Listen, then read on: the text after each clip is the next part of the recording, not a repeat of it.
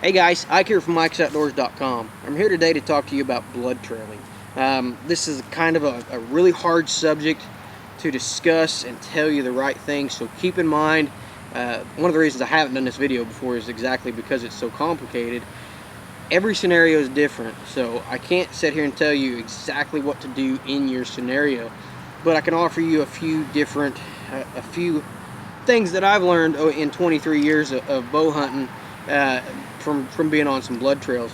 The first thing that I've noticed, or the first thing that I would suggest on a blood trail when you're getting multiple people involved, is keep it as few people as possible at first. There may come a time when the blood dries up and just completely disappears and you have to have multiple people fanned out trying to get back on the blood trail. But I like to keep it just myself, but if I do end up getting some help, I like to keep it down to one person, and that's just to keep people from messing up your blood trail more than anything. Keep as few people out there as possible. The other thing I do is when I go, I either carry some ribbon with me, something to mark the trail, or I carry some arrows with me. And as I'm going, when I find blood, I'll actually put a little ribbon on it, or I'll stick an arrow in the ground, and I'll actually keep track. If I lose it, I can look back, I can see the arrow. If I need to, I can go back to the arrow, to the ribbon, and I can pick up the blood trail from there again and see which direction I need to go.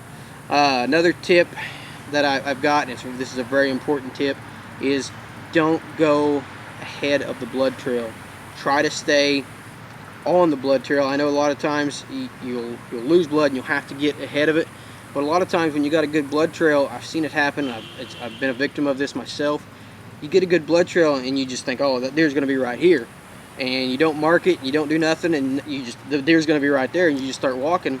When you lose the blood trail and you don't find the deer, then you got to go back and you got to try to scour around. You got to try to find the blood trail again. You may have walked over it, you may have messed it up, you may have disturbed it, and then you're making what could be an easy job into a more difficult one. So stay off the trail and try not to get ahead of the trail until you actually visibly see the deer. Now, on a hog hunt that I recently went on, we got into this trouble, and me and the guy that was hunting with me both looked up on the trail. The blood trail was really good, and we looked up and it looked like there was a hog laying there. I mean, it absolutely looked like the hog that I shot was laying there on his side.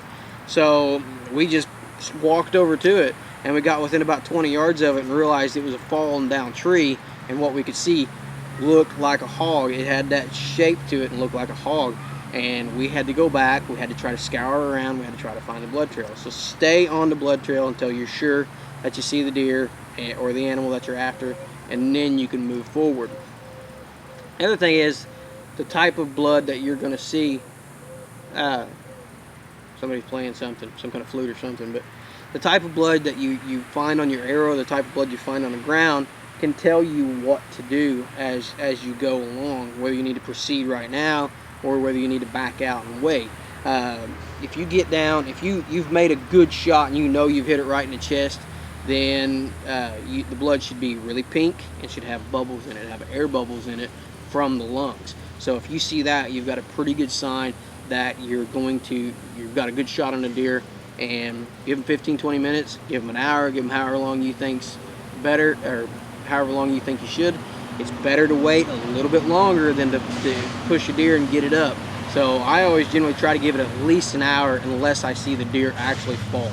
If I see the deer fall, then of course I'm going to give it 15-20 minutes and I'm going to go get it. But if I don't see the deer fall, even though I think I've got a good shot, I'll still at least give it an hour. But good pink blood with bubbles in it is a good indication that you've got into the lungs, into the chest cavity. If you get in the heart, you're going to have the same kind of thing, except you're going to see some darker red blood in there from the heart itself. One of the things that can really fool a guy is if you shoot low.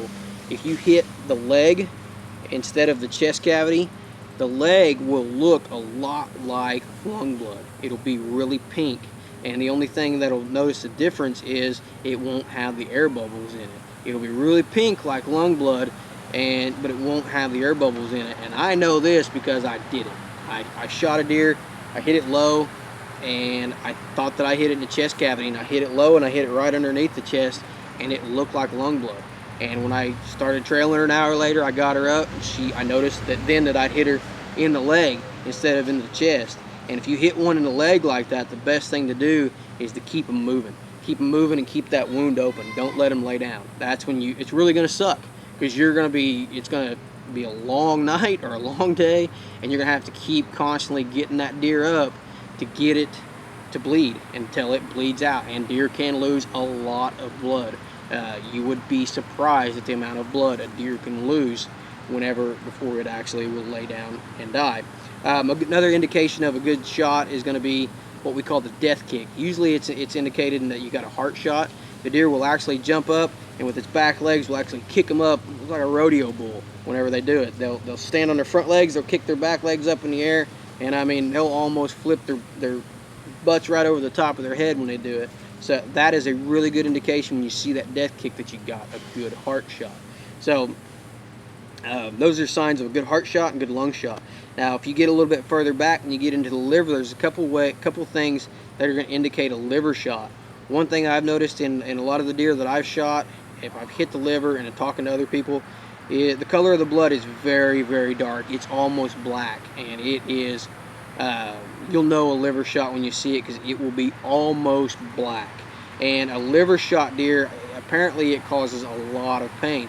A liver shot deer will hunch up, and they'll actually run really hard. I liver shot a big buck a few years back, and this deer hunched up and started running just as flat out as he could, and he ran right into a 5-strand barbed wire fence. And he hit that fence so hard, he pulled the strands off of the T-posts and got all tangled up in it, and then busted some strands and then ran out of there. And found out later that I'd liver shot the thing. He bled really good, bled profusely. The liver is a big organ, and he put out a lot of blood. I've shot a couple deer in the liver, a lot of blood, but they will run. They just run flat out, and they're really tough to find when you liver shoot one. The next kind of shot is the dreaded gut shot. When you gut shoot a deer, you're probably going to know it, because you're probably going to be able to tell the arrow went through the gut. But if you find your arrow, you're going to be able to smell it. Smell your arrow. Liver shot has a smell to it. I'm not going to sit here and try to describe the smell to you, but a lung shot has a smell, a liver shot has a smell, and a gut shot definitely has a smell. The other thing you'll notice if you gut shot a deer is on the trail, you'll find big chunks of their paunch. It'll just look like chewed up grass, chewed up acorns. And I've noticed with a lot of gut shots that there's a lot of hair usually, big patches of hair. So with a gut shot, the deer they're gonna be in a lot of pain, but they're gonna run to water. They're gonna get extremely thirsty. They're gonna go to water, and they're gonna lay down. If you gut shoot a deer, leave it. If you know you gut shot a deer, you think you gut shot a deer, leave it set overnight. A couple years ago, actually, there's a hunt called January 15th bow hunt. I shot this little old doe on the last day of Missouri season, and I didn't realize, I thought she was broadside, and she was actually facing toward me. And when the arrow went through, I made a great shot on her, and the arrow went through, it caught just the back side of her gut. And when I got down, I found a little bit of gut material, and I found a lot of hair, and I smelled the arrow, and I thought I'd gut shot her. I didn't know how, but I thought I'd gut shot her. Well, it turned out, then I let her set overnight. The next day, I went out there, and I found her, and I'd made a great shot on her. It went through, got both of her lungs, got the top of her heart. The deer was actually laying within 40 yards of my tree stand. But as soon as I seen that gut material on that arrow, and as soon as I seen that gut material laying on the ground and smelled that arrow, I backed out of there, and I let her have all night long. It's cold outside, it didn't matter, she wasn't going to go bad. So if you gut shoot a deer, leave them for a long time, let them set overnight. If it's night, let them set through the majority of the day if it's daytime. And if you lose the trail, start going to water, and you'll find them majority of the time laying up in an area where they can get something to drink, where they can get some water. It makes them really thirsty for some reason. The other shot is a neck shot.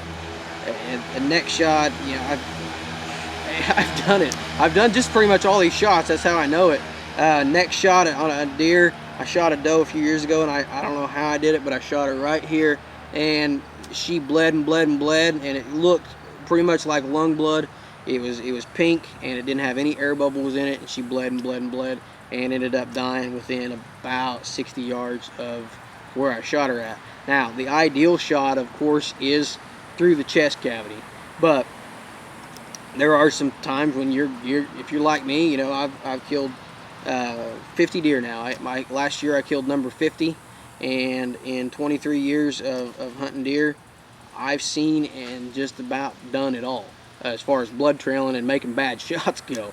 It's one thing I love about archery is every year you find something new and you learn something new. But when it comes to bad shots, I've either done it or I've had hunting buddies who've done it, and I've been on the blood trails and I've seen them. And usually, if you get an arrow in a deer, you can find it, but you have to know what to do.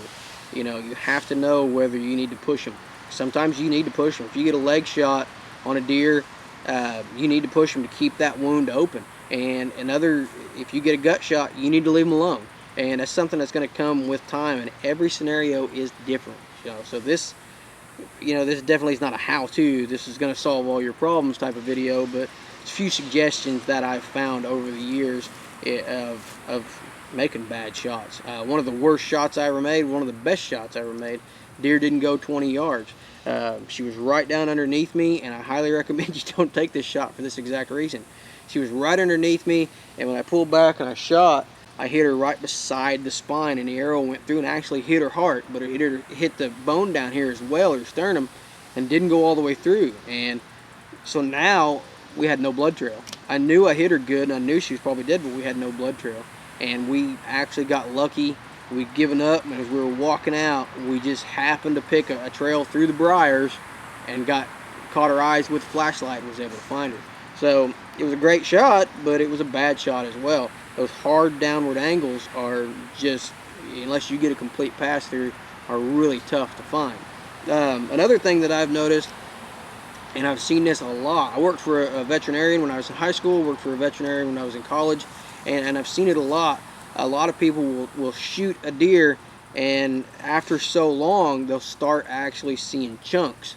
And it's hard to describe, but if you see a chunk that is dark and it's jelly-like, it's probably not organs. The organs are probably not going to come out of a small hole, even something that's 2 inches.